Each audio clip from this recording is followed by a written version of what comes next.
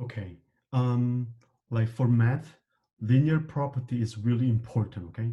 Linear property means Laplace transform of the linear combination form can be written by coefficient out and two function which is added can be separated with uh, like two separate Laplace transform, okay?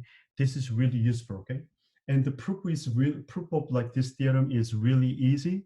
So like, I don't have to show that one, but like, you can easily find on textbook, okay? So let me give you one example, then everything will be really clear, okay?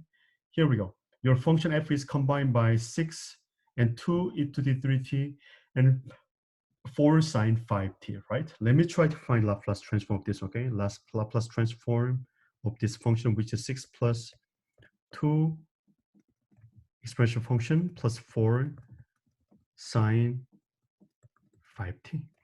You don't have to worry about like hold this thing at the same time, okay? But by the linear property, we can say 6 times integral, 6 times Laplace transform of 1 plus 2, which is coefficient times Laplace transform of e to the 3t, 4 Laplace transform of sine 5t. This is the linear property of math, okay? So now we don't have to worry about like all these things because we did already, okay? Don't you remember? Like first, Laplace transform of 1, that is number 5, right? And also we talked about this one too. It is number 6, and this guy is number 7, okay? So let me just copy from the previous example, okay?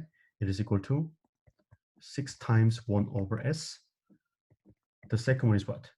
It was 1 over s minus 3, or you can use table as well, okay? Like on the back there is the table, okay? Plus 4 times, that is 5 over s squared plus 5 squared, okay? Again, like, not only like in the previous example, but also like on the back seat, which is like Laplace transform table, everything is in there, okay? We can do like that way.